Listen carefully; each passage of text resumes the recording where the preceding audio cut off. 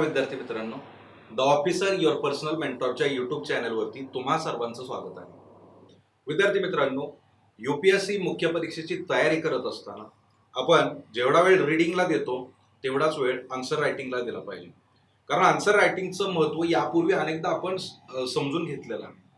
Answer writing हा आपल्या तयारीच्या दृष्टिकोनातून अतिशय महत्त्वाचा घटक आहे आणि त्याच दृष्टिकोनातून आपण आज आन्सर रायटिंग टेक्निक्स यूपीएससीच्या दृष्टिकोनातून पॉलिटी विषयाच्या संदर्भामध्ये आन्सर रायटिंग टेक्निक्सचं महत्त्व किंवा आन्सर रायटिंग टेक्निक पॉलिटी विषयाच्या संदर्भामध्ये कशा स्वरूपाचे आहेत, पॉलिटी विषयासाठी आन्सर रायटिंगचं काही वेगळं स्वरूप आहे का, तर ते आपण समजून घेणार आहोत.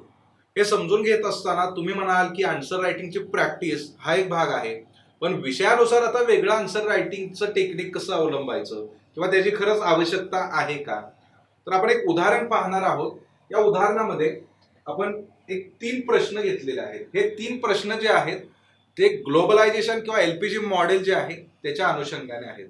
पहिला प्रश्न आहे, to what extent globalization has influence the core of cultural diversity in India, explain. दुसरा प्रश्न आहे, has the Indian governmental system responded adequately to the demands of liberalization, privatization and globalization started in 1991. What can the government do to be responsive to these important change? यानंतर तिसरा प्रश्न आहे, examine the effects of globalization on poverty removal in India. ग्लोबलायझेशनच्या संदर्भात हे प्रश्न आहेत, पण इथं पहिल्या ठिकाणीच आपण पाहिलं तर ग्लोबलायझेशनचा इन्फ्लुअन्स कल्चरल डायव्हर्सिटीवर कशा प्रकारे पडला याच्या संदर्भात आहे. पुढे आहे, ग्लोबलायझेशनला गव्हर्नमेंटचा रिस्पॉन्स कसा आहे किंवा गव्हर्नमेंट कशा प्रकारे चेंजेस आणत आहे या रिस्पॉन्सच्या दृष्टिकोनातून, म्हणजे इथं गव्हर्नमेंटचा रोल आला. आणि तिसरं आहे, ग्लोबलायझेशनचा पॉवर्टी रिमूव्हल वरती कशा प्रकारचा इन्फ्लुअन्स राहिलेला आहे किंवा इफेक्ट कशा पद्धतीने झालेला आहे भारतातल्या. हे 3 प्रश्न जे आहेत हे 3 प्रश्न ग्लोबलायझेशनशी रिलेटेड आहेत, मात्र हे 3 प्रश्न वेगवेगळ्या विषयांमधले आहेत. पहिला प्रश्न जर आपण पाहिला तर इथं कल्चरल डायव्हर्सिटी आलेली आहे. हा GS1 मधला सोसायटी आणि सोशल अँगलनी जो आहे तो प्रश्न हा विचारलेला आहे.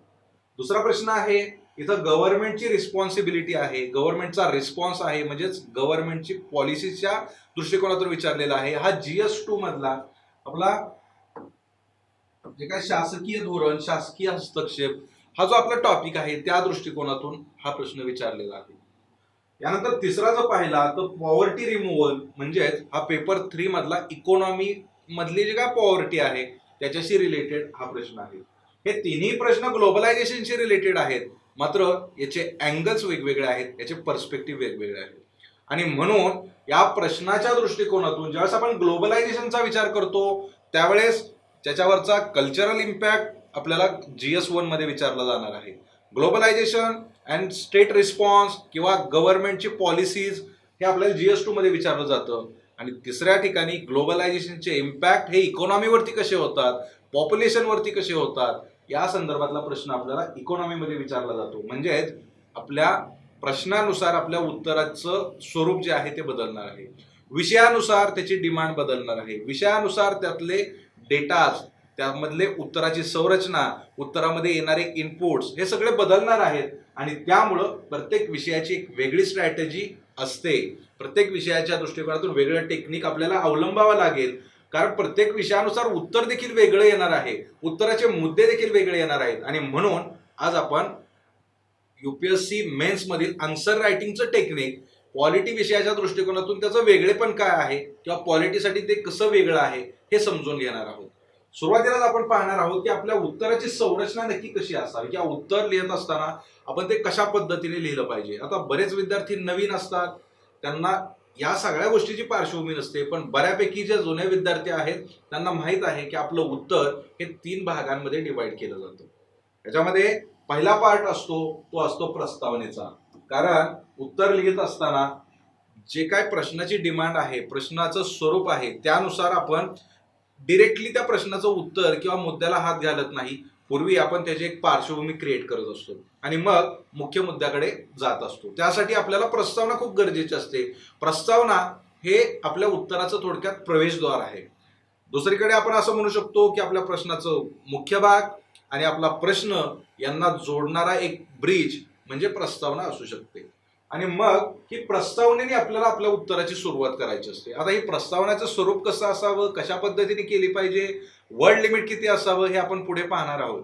पण उत्तराच्या संरचनेचे 3 भाग जर पाहिले तर त्यामध्ये सुरुवातीला प्रस्तावना असते, यानंतर येतो मुख्य भाग. या मुख्य भागामध्ये काय येतं तर प्रश्नाची जी काय डिमांड आहे, प्रश्नामध्ये विचारलेले जे काय कीवर्ड्स आहेत त्यानुसार आपल्या उत्तराची संरचना आणि त्या उत्तराच्या संरचनेमध्ये येणारे जे काय मुद्दे आहेत यांची मांडणी ही आपण मुख्य भागामध्ये करतो. आणि शेवटी असतो समारोप, ज्याला आपण कन्क्लुजन असं इंग्रजीमध्ये म्हणतो. हे कन्क्लुजन देखील गरजेचं असतं, कारण या प्रश्नाच्या डिमांडनुसार आपण आपलं एक कन्क्लुजन त्याच्यामध्ये देत असतो.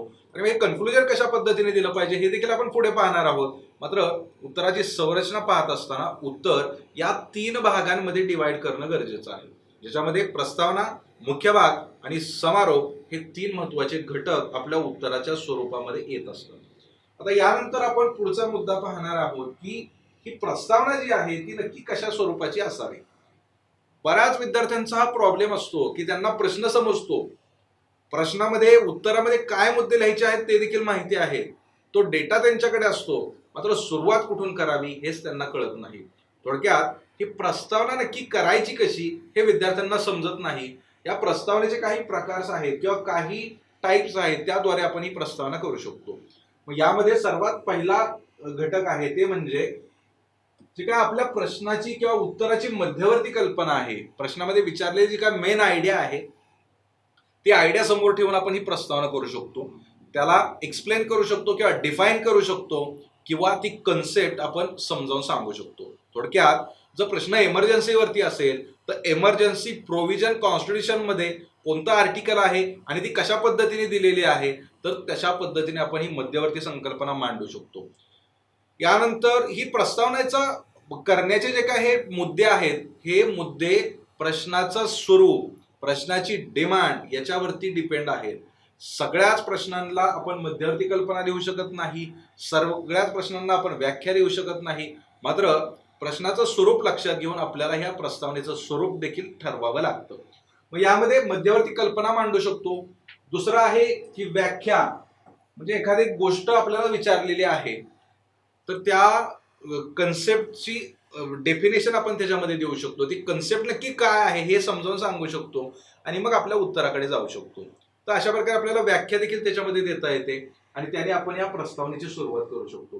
पुढे आहे ऐतिहासिक पार्श्वभूमी.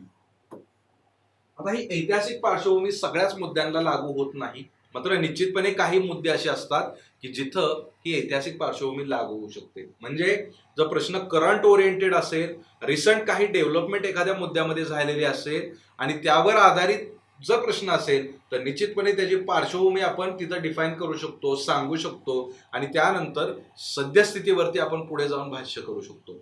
थोडक्यात उत्तरामध्ये एंटर करण्यापूर्वी त्याची एक पार्श्वभूमी आपण तिथं मांडू शकतो आणि आपली प्रस्तावना त्यातून चांगल्या प्रकारे करू शकतो. यानंतर अजून एक मुद्दा याच्यामध्ये येतो ते म्हणजे चर्चेतील घटना. आता प्रस्तावना करत असताना जर एखादा मुद्दा जो चर्चेमध्ये सध्या आहे आणि त्याच्यावरतीच प्रश्न विचारला गेलेला आहे, त्याच्याशी संबंधित आपल्याला मुद्दे आपल्याला मेन बॉडीमध्ये मांडायचे आहेत, तर निश्चितपणे या चर्चेतील घटनेने देखील आपण प्रस्तावनेची सुरुवात करू शकतो. थोडक्यात जर एखादं सर्वोच्च न्यायालयामध्ये खटला सुरू आहे आणि त्याच्यावरती आधारित प्रश्न विचारला गेला आहे किंवा सर्वोच्च न्यायालयाने निकाल दिलेला आहे त्याच्यावरती आधारित प्रश्न विचारला गेलेला आहे, तर निश्चितपणे त्या निकालाचा उल्लेख आपण करू शकतो. सर्वोच्च न्यायालयामधल्या एखाद्या न्यायाधीशाचं एखादं कोर्ट असेल त्या खटल्याच्या संदर्भामध्ये, तर ते देखील आपण इथं मांडू शकतो आणि आपण सुरुवात करू शकतो. याचबरोबर समजा सेंटर स्टेट रिलेशन आहे किंवा स्टेट गव्हर्नमेंट आणि गव्हर्नर यांच्यामधला जो काही कॉन्फ्लिक्ट आहे त्याच्याशी संदर्भात जो मुद्दा असेल तर निश्चितपणे आपण त्याची पार्श्वभूमी किंवा त्याचं करंट स्टेटस जे आहे तर ते मांडू शकतो आणि त्याने आपल्या प्रस्तावनेची सुरुवात करू शकतो. विद्यार्थी मित्रांनो, हे अनेक मुद्दे आहेत की या सगळ्या मुद्द्यांचा विचार आपण प्रस्तावना किंवा सुरुवात उत्तराची करत असताना करू शकतो. ही सुरुवात करत असताना हे डिपेंड राहील आपल्या प्रश्नाच्या स्वरूपावरती किंवा आपल्या प्रश्नाची जी काय डिमांड आहे आपल्याकडून त्याच्यावरती सुद्धा हे अवलंबून राहील की ही प्रस्तावनेमध्ये आपण कोणतं स्वरूप याच्यामध्ये स्वीकारायचं आहे किंवा कोणत्या स्वरूपात ही प्रस्तावना करायची आहे. प्रस्तावना झाल्यानंतर आपल्याला जावं लागेल मुख्य भागाकडे. आपली मेन बॉडी जी आहे उत्तराची, पर्टिक्युलरली पॉलिटीच्या संदर्भामध्ये किंवा सामान्य अध्ययन पेपर 2चा जर विचार केला की त्या संदर्भामध्ये मेन बॉडी कशा पद्धतीने असावी, त्यामध्ये काय वेगळेपण असावं ते देखील आपण समजून घेणार आहोत. आता हे मुख्य भाग जो आहे तो कसा असतो, तर मुख्य भागामध्ये आपल्याला लक्षात घ्यावं लागेल की हा जो मुख्य भाग आहे याच्यामध्ये आपण प्रश्नाची जी काय डिमांड आहे ती फुलफिल करण्याचा प्रयत्न करतो. हे फुलफिल करत असताना प्रश्नामध्ये विचारलेली मेन आयडिया, याचबरोबर प्रश्नामध्ये असणारे कीवर्ड्स हे देखील महत्वाचे असतात, कारण त्या कीवर्ड्स नुसार आपल्या प्रश्नाची रचना बदलणार आहे. प्रश्नामध्ये जर एक्सप्लेन दिलेला असेल तर आपल्याला तो मुद्दा विस्तृतपणे एक्सप्लेन करावा लागतो, स्पष्ट करावा लागतो. त्यासाठी विविध उदाहरणे, विविध मुद्दे, त्याचं स्पष्टीकरण आपल्याला द्यावं लागतं. तिथं जर कमेंट असेल तर उत्तराची संरचना अजून बदलेल. त्याच्यामध्ये एक्झामिन असेल तर निश्चितपणे उत्तराची संरचना अजून वेगळ्या प्रकारे बदलू शकते.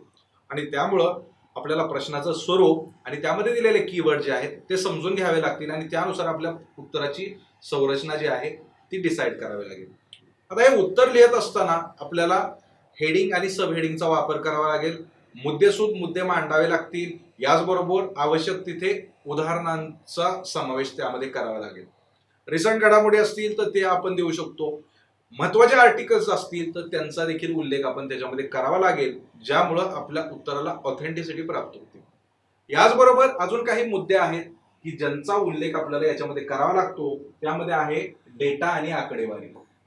आता जर आपण सोशल जस्टिसचा विचार केला किंवा गव्हर्नन्स आणि त्यातले रिफॉर्म्स याचा विचार केला तर निश्चितपणे वेगवेगळे इंडेक्स असतात, वेगवेगळे अहवाल जे आहेत आणि त्या अहवालाच्या नुसार किंवा रिपोर्ट्सनुसार जी काय आकडेवारी प्राप्त होते, सुधारणा झालेल्या असतील किंवा या सुधारणा एखाद्या रिफॉर्म आणल्यानंतर झालेल्या सुधारणा आणि मग पूर्वीचा आणि नंतरचा डिफरन्स हा आपण आकडेवारीद्वारे मांडू शकतो आणि त्यातून एक पिक्चर आपल्याला दाखवू शकतो चांगल्या प्रकारे की कशा प्रकारे हा रिफॉर्म्स आपल्याला फायदेशीर आहे की त्या रिफॉर्म नंतर आपल्याला तोटे होत आहेत.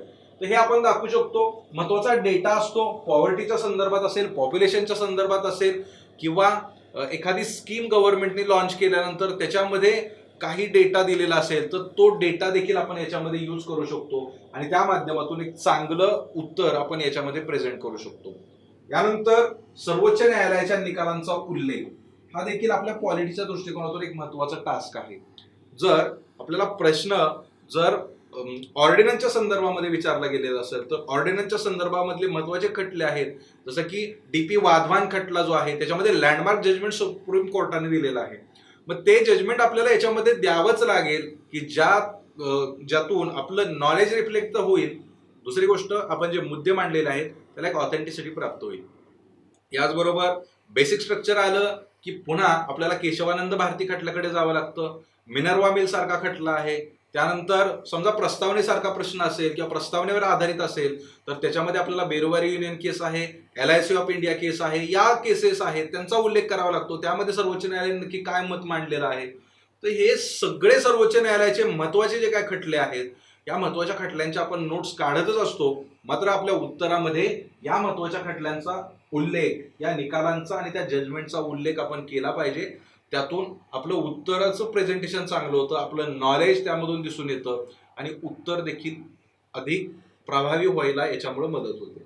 यानंतर पुढे आहे समिती आणि आयोगांच्या शिफारसी. आता ज्यावेळेस आपल्याला काही महत्वाचे मुद्दे सुचवायचे असतात, काही रिफॉर्म सुचवायचे असतात किंवा या काही सोल्युशन आपल्याला विचारले गेलेले असू शकतात किंवा काही सोल्युशन आपण आपल्या उत्तरामध्ये सजेस्ट करत असतो. अशा वेळेस जर महत्वाचे आयोग आणि त्या ज्या काही कमिटीज आहेत किंवा आयोग आहे त्यांच्या शिफारसींचा उल्लेख आपण तिथं केला आणि या आयोगाने अशा प्रकारे शिफारस सुचवलेली होती हे जर सांगितलं तर निश्चितपणे ते मुद्दे अधिक प्रभावी ठरतात. उदाहरण घ्यायचं झालं तर आपण सेंटर स्टेटचा विचार केला तर त्याच्यामध्ये आपल्याला पंची कमिशन आहे, यानंतर सरकारी आयोग आहे. हे जे काय आयोग आहेत तर यांनी महत्वाच्या रिकमेंडेशन सुचवलेले असतात. यांनी अभ्यासपूर्ण पद्धतीने हे सगळे मुद्दे मांडलेले असतात आणि मग करंट स्टेटस जर काही मुद्दे असतील, काही आव्हानं असतील, काही चॅलेंजेस असतील आणि त्यांचं निराकरण करण्यासाठी आपल्याला काही सोल्युशन सुचवायचे असेल, काही मेजर सुचवायचे असतील, तर निश्चितपणे आपण ह्या आयोगांच्या ज्या काही रिकमेंडेशन आहेत तर त्या सुचवू शकतो, ते मांडू शकतो आणि त्यातून आपलं उत्तर अधिक चांगल्या प्रकारे लिहू शकतो. त्यामुळं मेन बॉडी लिहित असताना आपल्याला सर्वोच्च न्यायालयाच्या निकालांचा उल्लेख यासोबत समिती आणि आयोगांच्या शिफारसींचा सुद्धा समावेश त्या उत्तरामध्ये करावा लागेल. त्यानुसार गरजेनुसार फ्लोचार्ट आणि डायग्रामचा वापर. थोडक्यात जर आपण लक्षात घेतलं तर आपलं उत्तर अधिक प्रभावी ठरण्यासाठी कमी शब्दात आपल्याला अधिक चांगलं उत्तर लिहावं लागतं. कारण आपल्याला शब्द मर्यादा आहे.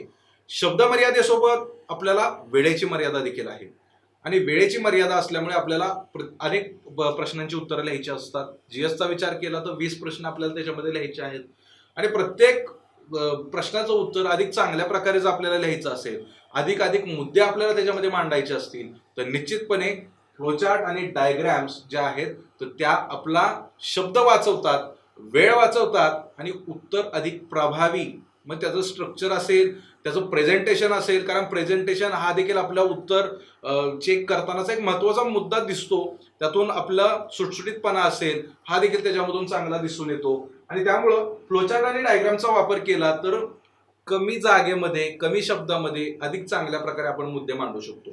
थोडक्यात जर मूलभूत हक्कांच्या संदर्भामध्ये जर प्रश्न विचारला गेलेला आहे तर मूलभूत हक्क आणि त्याच्या संदर्भात जे काय वेगवेगळे हक्क आहेत ते आपण एका फ्लोचार्टमध्ये मांडू शकतो आणि त्यातून आपल्याला माहीत असलेले मूलभूत हक्क आणि त्याच्या संदर्भात जर आपण त्याची आर्टिकल्स जर तिथंच मेन्शन केले तर आपल्याला त्याचं डिटेल नॉलेज आहे किंवा आपला चांगला अभ्यास आहे या कन्सेप्टचा हे त्यातून दिसून येतं.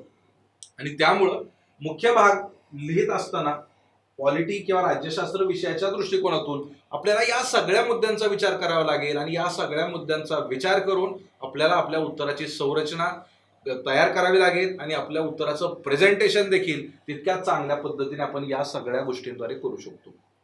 आपण प्रस्तावना पाहिली, मुख्य भाग पाहिला. आता आपल्याला पाहायचं आहे की कन्क्लुजन म्हणजे समारोप कसा उत्तराचा केला पाहिजे.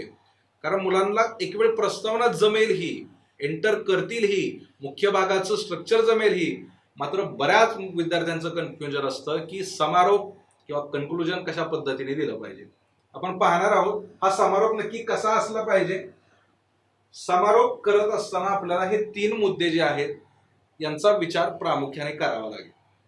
आता हे 3 मुद्दे देखील मांडत असताना आपल्याला प्रश्नाचं स्वरूप लक्षात घेऊन त्याला अनुषंगून किंवा आपली मुख्य बॉडी आहे त्याच्यामध्ये आपण जे काय मुद्दे मांडलेले आहेत त्यावर आधारित आपला समारोप असतो. मग याच्यामध्ये आपण हा समारोप संतुलित स्वरूपात लिहिला पाहिजे. संतुलित स्वरूपात म्हणजे बॅलन्स स्वरूपात, कारण आपण काही निगेटिव्ह आणि पॉझिटिव्ह बाजू ज्या आहेत आपल्या उत्तरामध्ये मांडत असतो. कारण प्रश्नाची डिमांड तशी असते. ज्यावेळेस आपल्याला एखाद्या गोष्टीचं परीक्षण करायचं असतं तर सकारात्मक नकारात्मक गोष्टी आपल्याला मांडाव्या लागतात आणि त्यामुळं ह्या सकारात्मक नकारात्मक गोष्टी मांडल्यानंतर कोणती तरी एकच बाजू घेऊन आपण आपल्या उत्तराचा समारोप नाही करू शकत. तिथं आपल्याला संतुलित समारोप द्यावा लागतो. कदाचित आपला पर्सनल व्ह्यू निगेटिव्ह स्वरूपाचा असू शकतो. एखाद्या गोष्टीबद्दल आपली मतं नकारात्मक स्वरूपाकडे जास्त कलणारी असू शकतात. मात्र उत्तर लिहित असताना आपण तो नकारात्मकता थोडा टाळला पाहिजे आणि आपलं जे काय कन्क्लुजन आहे तर ते बॅलन्स दिसलं पाहिजे. कारण आपण एक ब्युरोक्रॅट आहोत किंवा एक ब्युरोक्रॅट हो पाहतो आहोत. ज्यावेळेस आपण प्रशासनामध्ये काम करणार आहोत त्यावेळेस आपल्याला एक बॅलन्स व्ह्यू घेऊन चालावा लागतो. समाजाच्या सर्व घटकांना एका नजरेतून पाहावं लागतं. आपल्याला माहित आहे की भारत हा खूप डायव्हर्सिफाईड आहे. याच्यामध्ये अनेक गोष्टींची विविधता आहे. ही विविधता असताना एका चेअरवरती बसल्यानंतर हे सगळे विविधता असणारे लोक आपल्यासाठी नागरिक म्हणून आपल्या समोर येत असतं. ते आपल्यासाठी भारताचे नागरिक आहेत, पर्टिक्युलर राज्याचे नागरिक आहेत आणि त्या प्रत्येकासाठी आपल्याला काम करायचं असतं. त्यामुळं आपला अप्रोच हा बॅलन्स अप्रोच असला पाहिजे आणि तो आपल्या उत्तरामध्ये सुद्धा रिफ्लेक्ट होत असतो आणि त्यामुळं आपल्याला हा बॅलन्स कन्क्लुजन हे देणं गरजेचं असतं. यानंतर हे कन्क्लुजन नेहमी सकारात्मक असावं. कारण एक ब्युरोक्रॅट हा सकारात्मक असावा. कारण समाजामध्ये अनेक समस्या असतात. या समस्यांवरती सोल्युशन शोधण्यासाठी आपल्याला जायचं आहे. आपल्याला काहीतरी सुधारणा करायच्या आहेत. जर आपण पॉझिटिव्ह वेने गेलो तरच आपण चांगल्या प्रकारे काम करू शकतो. कारण अशा अनेक गोष्टी आहेत, असे अनेक प्रॉब्लेम समाजामध्ये सध्या आहेत की ज्यावरती काम होणं गरजेचं आहे. आणि मग आपण प्रशासनामध्ये याचसाठी येत असतो की आपण या सगळ्या गोष्टी पाहिलेल्या असतात, अनुभवलेल्या असतात आणि मनामध्ये कुठेतरी वाटत असतं की आपल्याला जाऊन याच्यामध्ये सकारात्मक सुधारणा करायच्या आहेत किंवा काही पॉझिटिव्ह इम्पॅक्ट याच्यामध्ये आपल्याला आणायचे आहेत. आणि त्यामुळं पुन्हा एक ब्युरोक्रॅट म्हणून किंवा एक प्रशासक म्हणून आपला अप्रोच देखील तशा प्रकारचा असला पाहिजे. त्यामुळं हे कन्क्लुजन किंवा हा समारोप आपण सकारात्मक गोष्टीने केला पाहिजे. हे करत असताना आपल्या वाक्यांमध्ये, आपल्या या कन्क्लुजन मध्ये नकारात्मकता किंवा निगेटिव्हिटी ही जी आहे ती आली नाही पाहिजे. त्यानंतर सुधारणा सुचवणारा असला पाहिजे. ज्यावेळेस एखादा प्रॉब्लेम विचारलेला असेल, एखादा आव्हानांची चर्चा आपल्याला करायची असेल प्रश्नामध्ये, तर निश्चितपणे त्याची चर्चा केल्यानंतर आपण त्याच्यामध्ये काहीतरी वे फॉरवर्ड देत असतो किंवा सुधारणा सुचवणं अपेक्षित आहे. कारण तसा अप्रोच आपला दिसला पाहिजे आणि उत्तरामधून या सगळ्या गोष्टी रिफ्लेक्ट होत असतात. एक पर्सनॅलिटी आन्सर रायटिंग मधून सुद्धा आपल्याला एक पर्सनॅलिटी चांगली लक्षात येत असते आणि त्यामुळं या सुधारणा जर आपण सुचवल्या तर निश्चितपणे आपला सकारात्मक अप्रोच जो आहे तो देखील आपल्या आन्सर रायटिंग मधून रिफ्लेक्ट होत असतो. आणि त्यामुळं हे कन्क्लुजन आपण कसं करणार आहोत तर याच्यामध्ये ते संतुलित असलं पाहिजे, सकारात्मक असलं पाहिजे, सुधारणा सुचवणार असलं पाहिजे. एवढंच नव्हे तर हे कन्क्लुजन जे आहे ते देत असताना आपल्याला काहीच सुचलं नाही तर त्याच्यामध्ये आपण एखाद्या थिंकरचं चांगलं स्लोगन रिलेव्हंट असलं पाहिजे आणि एखाद्या थिंकरनी त्या मुद्द्याच्या संदर्भामध्ये त्याचं मत काय आहे तर ते देखील आपण याच्यामध्ये मांडू शकतो. करंटमध्ये काही डेव्हलपमेंट असेल तर त्याचा देखील उल्लेख आपण याच्यामध्ये करू शकतो आणि करंट मधला रेफरन्स देखील आपण याच्यामध्ये देऊ शकतो. म्हणजे 5 प्रकारे आपण हे कन्क्लुजन किंवा समारोप जे आहे ते करू शकतो. मात्र हे करत असताना संतुलित, सकारात्मक आणि सुधारणावादी अशा प्रकारचं हे कन्क्लुजन असलं पाहिजे. हे आपण आपल्या लक्षात घेतलं पाहिजे. आता आपण प्रस्तावना, मुख्य भाग आणि समारोप म्हणजेच कन्क्लुजन पाहिलं. हे पाहत असताना सगळ्या विद्यार्थ्यांच्या मनामध्ये एक डाऊट असतो की आपल्याला वर्ड लिमिट आहे आणि दुसरीकडे वेळेचं देखील बंधन आहे. या दोन्हीचा समतोल साधायचा असेल तर निश्चितपणे आन्सर रायटिंगची प्रॅक्टिस करत असतानाच आपल्याला या वर्ड लिमिटचा विचार करावा लागेल. मग हे वर्ड लिमिट कशा पद्धतीने आपण मॅनेज केलं पाहिजे हे देखील आपल्याला समजून घेतलं पाहिजे. शब्द मर्यादा नक्की कशी पाळली पाहिजे. याच्यामध्ये शब्द मर्यादा पाळत असताना आपलं उत्तर या 3 भागांमध्ये डिवाइड होत आहे. म्हणजेच आपले जे काय वर्ड्स आहेत हे वर्ड्स देखील या 3 भागांमध्ये डिवाइड होणार आहे. आणि मग आपल्याला माहित आहे की तिथं वर्ड लिमिट आपल्याला दिलेलं असतं. हे वर्ड लिमिट आपण कशा पद्धतीने डिवाइड करू शकतो तर प्रस्तावना जी आहे तर याच्यामध्ये जी शब्द मर्यादा दिली आहे त्यातले 10 ते 15% शब्द जे आहे ते आपण प्रस्तावनेमध्ये वापरू शकतो. मुख्य भागाचा विचार केला तर मुख्य भाग हा आपल्या उत्तराचा अतिशय इंटिग्रल पार्ट आहे. त्याच्यावरच आपल्याला अधिकचे मार्क्स मिळणार आहेत आणि त्यामुळं 70 to 80% पार्ट किंवा 70 to 80% वर्ड हे मुख्य भागामध्ये असले पाहिजेत. आणि पुन्हा समारोपाला आपण 10 ते 15% शब्द जे आहेत तर ते समारोपामध्ये आपण लिहू शकतो आणि त्याद्वारे आपण आपला उत्तराचं वर्ड लिमिट जे आहे तर ते मॅनेज करू शकतो. आपल्याला जीएसचा विचार केला तर आपल्याला 150 शब्दांचं लिमिट आणि 250 शब्दांचं लिमिट आहे. आता हा या 2 लिमिटच्या दृष्टिकोनातून आपण विचार केला तर हे 150 शब्द आणि हे 250 शब्द जे आहेत तर यांचं डिस्ट्रीब्युशन आपण या पॅटर्न मध्ये केलं पाहिजे. तर त्यामध्ये प्रस्तावना, मुख्य भाग आणि समारोप यांचा जो विचार करत असताना आपण हे वर्ड लिमिट या 150 आणि 250 शब्दामध्ये बसवू शकतो. आणि त्यामुळं आपण अशा पद्धतीने हे वर्ड लिमिट जे आहे ते मॅनेज करून आपलं उत्तर जे आहे ते लिहू शकतो. याची सवय आपण आन्सर रायटिंगची ज्यावेळेस प्रॅक्टिस करणार आहोत त्याच दरम्यान आपण लावून घेतली पाहिजे. जेणेकरून मुख्य परीक्षेमध्ये ज्यावेळेस आपण प्रत्यक्ष लिहिणार आहोत उत्तर त्यावेळेस या सगळ्या गोष्टी मॅनेज करताना आपली अडचण होऊ नये. हे लिमिट जर आपण पाळत गेलो तर निश्चितपणे पेपर कव्हर व्हायला मदत होईल. कारण हे लिमिट जर आपण क्रॉस करत गेलो तर त्यातून वर्ड लिमिट तर क्रॉस होणारच आहे, दुसरीकडे आपला अधिकचा वेळ देखील जाणार आहे आणि त्याच्यामुळं आपल्याला हे लिमिटचा आपण विचार केला पाहिजे. यानंतर अजून एक महत्वाचा मुद्दा आहे आपल्या आन्सर रायटिंगच्या दृष्टिकोनातून, तो म्हणजे भाषा. आता भाषेचा विचार करत असताना त्या विषयाच्या दृष्टिकोनातून आपल्याला या भाषेचा स्पेसिफिक विचार करावा लागेल. एक जोक आपण नेहमी सोशल मीडियावरती ऐकतो.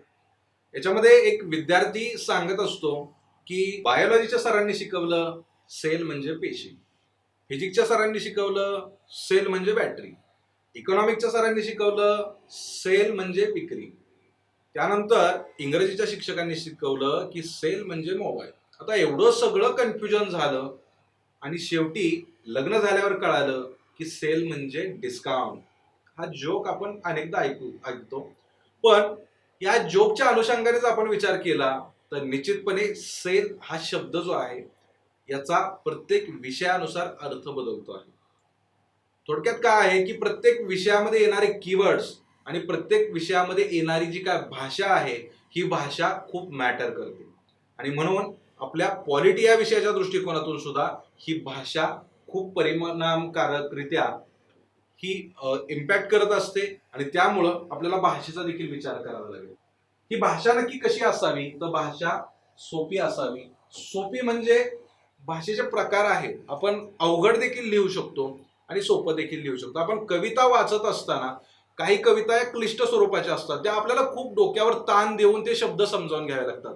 मात्र काही कविता अशा असतात की जस्ट आपण सिंपल एखादी कथा वाचावी अशा प्रकारे आपल्याला त्या समजून जातात. आणि त्यामुळं आपले उत्तर लिहित असताना आपण हा विचार केला पाहिजे की आपण जी भाषा लिहिणार आहोत त्यामधली क्लिष्टता टाळली पाहिजे आणि ती भाषा कशी असावी, सोपी असावी. त्यानंतर बऱ्याच विद्यार्थ्यांची पार्श्वभूमी ही ग्रामीण भागाची असते आणि काही विद्यार्थी जे आहेत यातील बरेचसे आपले मराठी भाषिक विद्यार्थी जे आहेत ते मराठी भाषेतून तयारी करत असतात. मात्र इंग्रजी भाषेचा विचार केला तर आपल्याला भाषेची तेवढी अडचणी येत नाही, कारण इंग्रजी भाषा ही सगळेजण सारख्याच पद्धतीने वापरतात. मात्र रिजनल लँग्वेज मध्ये आपण गेलो तर बोली भाषेचा प्रभाव जो आहे तो त्यामध्ये जाणवायला लागतो. आणि त्यामुळं बोली भाषा जी आहे तर ती वापरण्याच्या ऐवजी आपण इथं प्रमाण भाषेचा जास्तीत जास्त वापर करावा. बोली भाषा आपण टाळली पाहिजे. मराठी भाषिक विद्यार्थ्यांसाठी हा प्रॉब्लेम निश्चितपणे येणार आहे, कारण बोली भाषेतले वर्ड जे आहेत जसं आपण नेहमी बोलत असतो तशाच पद्धतीने आपण लिहिण्याचा प्रयत्न करत असतो, कारण बॅक ऑफ दी माइंड ती सगळी प्रोसेस सुरू असते आणि त्यामुळं आपल्याला तेच शब्द आपल्याकडून उतरवले जातात. त्यामुळं या प्रमाण भाषेचा वापर करण्याचा आपण जास्तीत जास्त प्रयत्न केला पाहिजे आणि प्रॅक्टिसने निश्चितपणे आपण ते सुधारू शकतो. त्यानंतर संविधानिक आणि प्रशासकीय शब्दांचा वापर जो आहे तो आपण या विषयाच्या अनुषंगाने केला पाहिजे. आपण साहजिकच इतिहास विषयाचं उत्तर लिहिताना ऐतिहासिक शब्द त्यामध्ये येणार आहेत. इकॉनॉमीचा विचार केला तर निश्चितपणे अर्थव्यवस्थेशी रिलेटेड जे काय महत्वाचे जे काय संज्ञा आहेत, जे महत्वाचे कीवर्ड्स आहेत ते त्यामध्ये येणार आहेत. त्याचप्रमाणे आपण जर राज्यव्यवस्थेचा विचार केला, पॉलिटी, गव्हर्नन्स आणि जे काय एकूण पॉलिटिकल सिस्टीम आहे, कॉन्स्टिट्यूशन आहे, याचा विचार केला तर निश्चित संविधानिक आणि प्रशासकीय शब्द काही महत्वाचे असतात जे इतर विषयांपेक्षा वेगळ्या पद्धतीने आपल्याला तिथं वापरावे लागतात. तर त्याचा वापर आपण याच्यामध्ये करायचा आहे. याच्यामध्ये इंग्रजीतून जे काय तयारी करतात किंवा इंग्रजी मटेरियल जे वाचतात आणि ज्यांचं आन्सर रायटिंग मीडियम इंग्लिश आहे त्यांना फार अडचण येणार नाही. मात्र जे मराठी माध्यमातून तयारी करत आहेत अशा विद्यार्थ्यांना थोडीशी या भाषेची किंवा कीवर्डची अडचण येऊ शकते. यासाठी आपण स्टेट बोर्डच्या पुस्तकांचा वापर करू शकतो. त्यामध्ये महत्वाचे कीवर्ड्स खूप चांगल्या प्रकारे दिलेले असतात आणि त्यामुळं आपण हे सगळ्या शब्दांचा वापर जास्तीत जास्त करण्याचा प्रयत्न करा, जेणेकरून त्या पर्टिक्युलर विषयाची भाषा जी आहे ती आपल्या उत्तरामध्ये येऊ शकते. त्यानंतर हे मुद्दे जे आपण मांडणार आहोत हे मुद्दे संक्षिप्त आणि नेमके मुद्दे मांडले पाहिजेत. फार अवास्तव लिहिण्यापेक्षा, फापट पसारा लिहित बसण्यापेक्षा जे काय स्पेसिफिक आहे ते स्पेसिफिक आपण लिहिलं पाहिजे आणि जिथं गरज आहे तिथं विस्तृत स्वरूपात त्याचं स्पष्टीकरण जे आहे ते देणं आवश्यक आहे. यानंतर आपण भाषेची क्लिष्टता टाळली पाहिजे. साधी, सोपी, सरळ, सुटसुटीत भाषा असली पाहिजे. वाक्य छोटी असली पाहिजेत. खूप लांबलचक वाक्य नको आहेत. म्हणजे सोप्या पद्धतीने आपण सगळी मांडणी जी आहे ती उत्तराची केली पाहिजे. त्यातली क्लिष्टता टाळण्याचा प्रयत्न केला पाहिजे. भाषेच्या संदर्भामध्ये अनेक विद्यार्थ्यांच्या अडचणी असतात, मात्र आपण जर प्रॅक्टिस केली तर निश्चितपणे या सगळ्या मुद्द्यांच्या अनुषंगाने आपण त्याच्यामध्ये सुधारणा करू शकतो आणि निश्चितपणे चांगलं उत्तर जे आहे तर ते प्रेझेंट करू शकतो. आता आपण बरेचसे मुद्दे जे आहेत ते आन्सर रायटिंगच्या दृष्टिकोनातून समजून घेतलेले आहेत. मात्र आन्सर रायटिंग करत असताना, प्रत्यक्ष उत्तर लिहित असताना काही महत्वाच्या गोष्टी करणं गरजेचं असतं.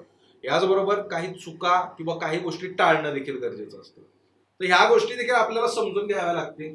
त्याच्यामध्ये सुरुवातीला उत्तर लिहित असताना नक्की कोणत्या गोष्टी केल्या पाहिजेत, की कोणत्या गोष्टीवरती भर असला पाहिजे आपला, तर त्यामध्ये प्रश्नाचे जे एक्सपेक्टेशन आहेत, प्रश्नाची जी काय डिमांड आहे ती आपण समजून घेतली पाहिजे. आणि ही प्रश्नाची डिमांड समजून घेत असताना प्रश्न व्यवस्थित वाचला पाहिजे आणि तो योग्यरित्या समजून घेतला पाहिजे की नक्की प्रश्नामध्ये विचारलं काय आहे. केवळ एक मध्यवर्ती कल्पना जी आहे प्रश्नाची त्याच्यावरती फोकस न करता प्रश्नाचा रोग काय आहे, प्रश्नाचा अँगल काय आहे, प्रश्नामध्ये कोणते कीवर्ड्स दिलेले आहेत, तर ते कीवर्ड्स नुसार सुद्धा आपल्याला त्या प्रश्न उत्तराची रचना बदलणार आहे. कारण एकच प्रश्न जो आहे तो कीवर्ड जर बदलला तर त्याची उत्तरं देखील वेगवेगळ्या पद्धतीने आपल्याला मांडावी लागतात आणि त्यामुळं तो प्रश्न योग्यरित्या समजून घेतला पाहिजे. त्या प्रश्नाची एक्सपेक्टेशन, प्रश्नाची डिमांड जी आहे ती समजून घेतली पाहिजे आणि मग हे डिमांड समजून घेतल्यानंतर प्रश्न समजला की त्या उत्तराचं एक स्ट्रक्चर, त्याचा विचार आपण केला पाहिजे की ऍक्च्युली याची डिमांड जर अशी आहे तर स्ट्रक्चर कशा पद्धतीने याचं तयार होऊ शकतं, प्रश्नाला अनुसरून आपण आपले मुद्दे कशा पद्धतीने मांडू शकतो याचा विचार, याची संरचना आपल्या मनामध्ये आपण त्याचा थोडक्यात विचार केला पाहिजे. त्यानंतर प्रश्नाची गरज लक्षात घेऊन आपण त्याचे मुद्दे मांडले पाहिजेत. बऱ्याचदा असं होतं विद्यार्थ्यांचं की प्रश्न वाचलेला असतो आपण, प्रश्नाची गरज लक्षात घेऊन आपले मुद्दे जे आहेत ते अरेंज करण्याच्या ऐवजी आपण जे काय वाचलेलं आहे जसंच्या तसं उतरवण्याचा प्रयत्न केला जातो. थोडक्यात एक उदाहरण मी नेहमी सांगतो की आपण ज्यावेळेस रेफरन्स बुक वाचत असतो, नोट्स वाचत असतो, हे सगळं रॉ मटेरियल आहे. थोडक्यात हा मातीचा गोळा आहे आणि या मातीच्या गोळ्याला आयोगाने ज्या पद्धतीची मूर्ती आपल्याला बनवायला लावलेली आहे तशा पद्धतीने आपल्याला त्या गोळ्याला आकार द्यायचा असतो. थोडक्यात हे सगळे मुद्दे जे आहेत त्या प्रश्नाच्या डिमांडनुसार आपल्याला अरेंज करावे लागतात आणि त्यानुसार या मुद्द्यांची मांडणी करावी लागते आणि त्यामुळं आपल्याला जे माहित आहे ते लिहिण्याच्या ऐवजी प्रश्नाची गरज ओळखा आणि त्यानुसार या मुद्द्यांची मांडणी करा, तेच गरजेचं आहे.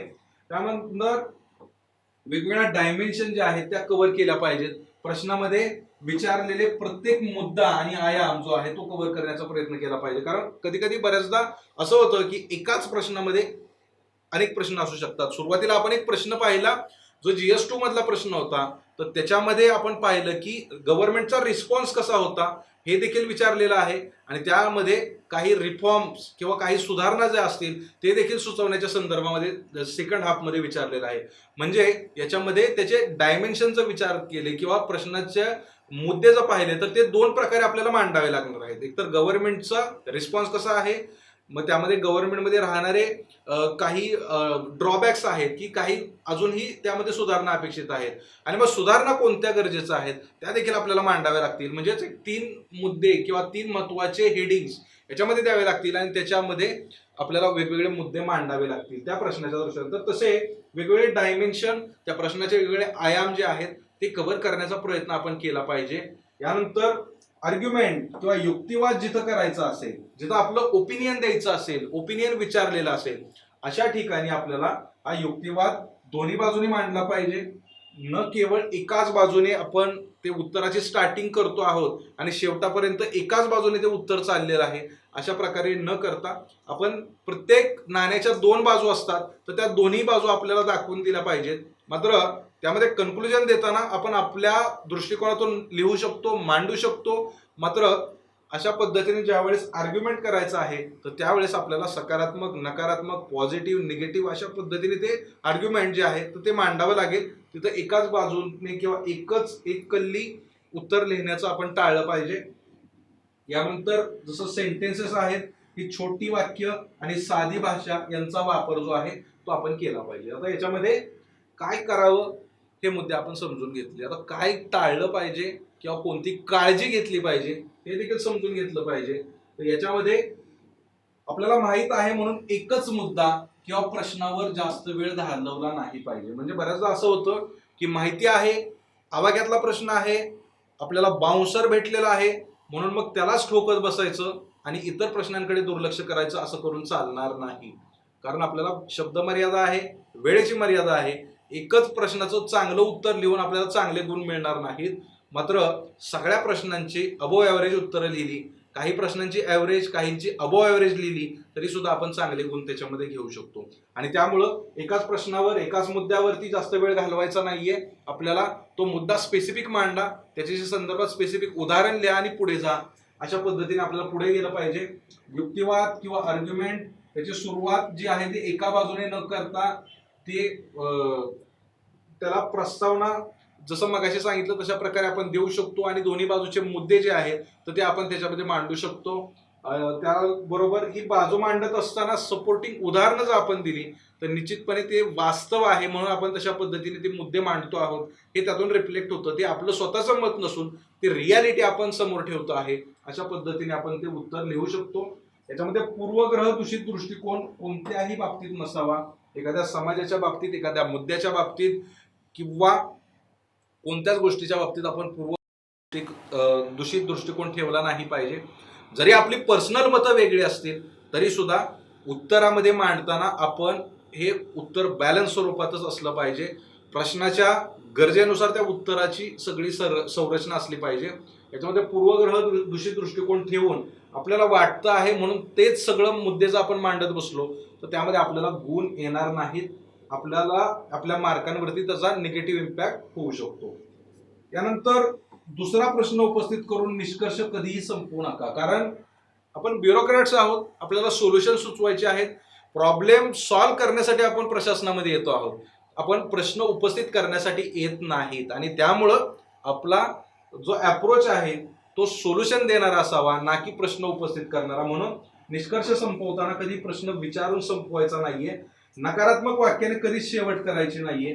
जास्तीत जास्त सकारात्मकच असली पाहिजे, सुधारणावादी असली पाहिजे. आपण मगाशी पाहिलं की समारोप कशा पद्धतीने करायला पाहिजे तर तो सुधारणा सुचवणारा सकारात्मक स्वरूपाचा असावा आणि त्यामुळं नकारात्मक वाक्याचे यूज किंवा नकारात्मक वाक्याने आपण शेवट केला नाही पाहिजे. अशा पद्धतीने आपण उत्तर लिहित असताना या सगळ्याच्या मुद्द्यांच्या दृष्टिकोनातून काळजी घेणं गरजेचं आहे. यानंतर आपल्याला महत्वाचा मुद्दा समजून घ्यायचा आहे की हे सगळं उत्तर लेखनाच्या बद्दल आपण चर्चा केलेली आहे. मग हे उत्तर लेखनाचा सराव कधी करायचा आहे आणि कसा करायचा आहे हे देखील आपल्याला यामध्ये समजून घ्यावं लागेल. उत्तर लेखन हा एका दिवसामध्ये आपण उत्तर लेखन सुधारणं किंवा एका दिवसामध्ये उत्तर लेखन चांगलं उत्तर लिहिणं हे आपल्याला निश्चित जमणार नाहीये. त्यासाठी आपल्याला प्रॅक्टिस म्हणजे सरावाची गरज आहे. हा सराव नक्की कसा करायचा, केव्हा करायचा असा देखील विद्यार्थ्यांचा प्रश्न असतो. तर निश्चितपणे ज्यावेळेस आपण स्टेट बोर्ड आणि एनसीईआरटी वाचणार आहोत, स्टेट बोर्ड आणि एनसीईआरटी म्हणजे आपलं जे काय फाउंडेशन आहे याची सुरुवात आपण करूयात.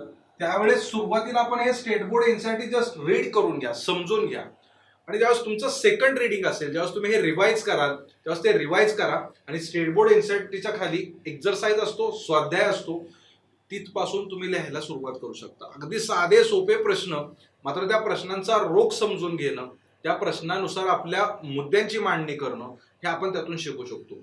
आणि निश्चितपणे तुम्ही एनसीईआरटीचे जर प्रश्न पाहिले, एनसीईआरटीचा एक्झरसाइज पाहिला तर हे प्रश्न ते खूप उत्तम दर्जाचे प्रश्न आहेत जे खऱ्या अर्थाने आपल्या आन्सर रायटिंगला गती देतील अशा स्वरूपाचे ते प्रश्न आहेत. आपल्या विचारांना चालना देतील, आपल्याला आपले विचार मांडायला उद्युक्त करतील अशा स्वरूपाचे प्रश्न आहेत आणि त्या प्रश्नांपासून तुम्ही जर सुरुवात केली तर निश्चितपणे तुम्ही एक चांगला आन्सर रायटिंग करू शकता.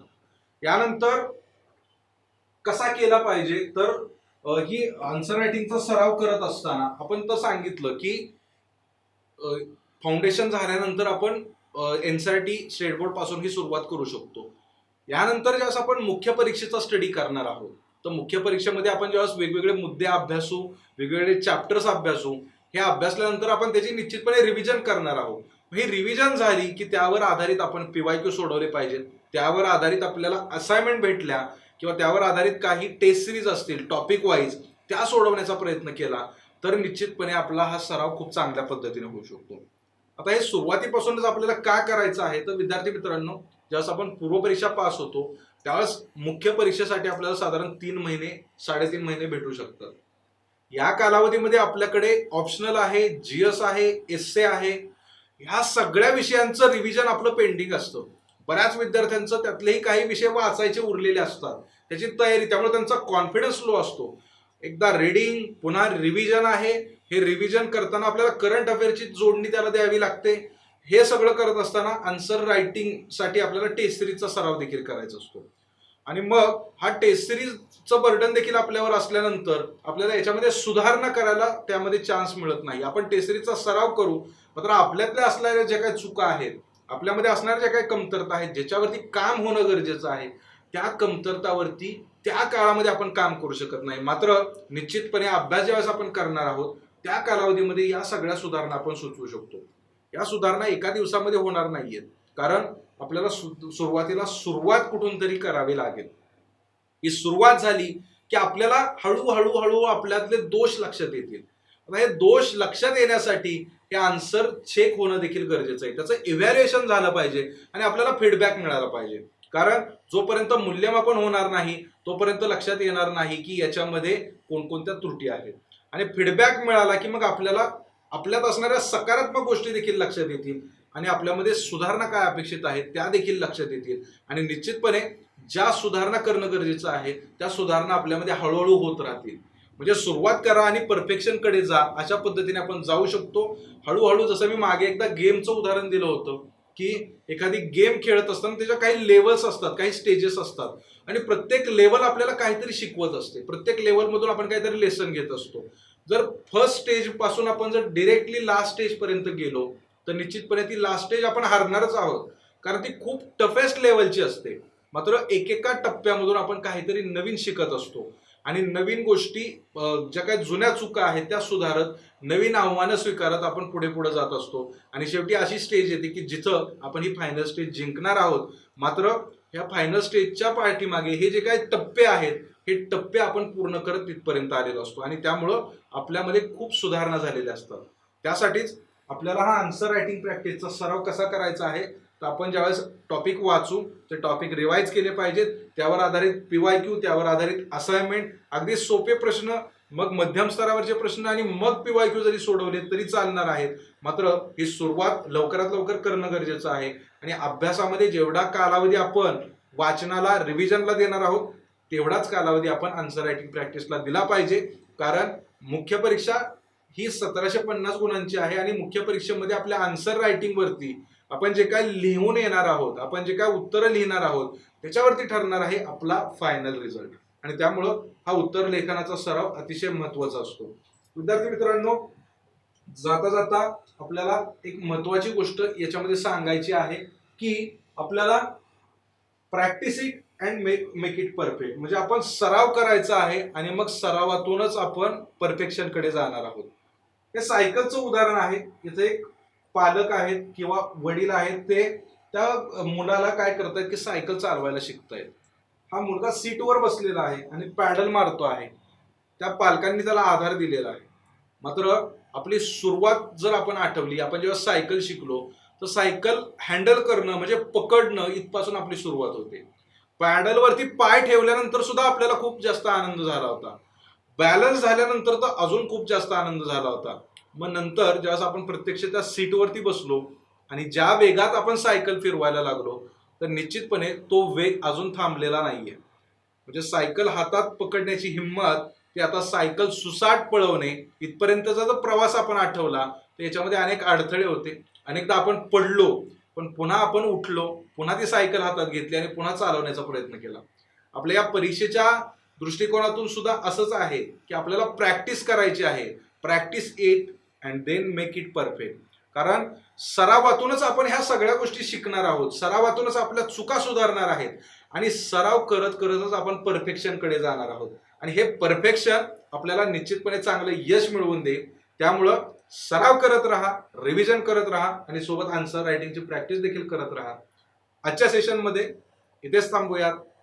धन्यवाद. The officer, your personal mentor चॅनलच्या नवनवीन अपडेट्ससाठी चॅनलला लाईक, सबस्क्राईब आणि शेअर करा. थँक्यू.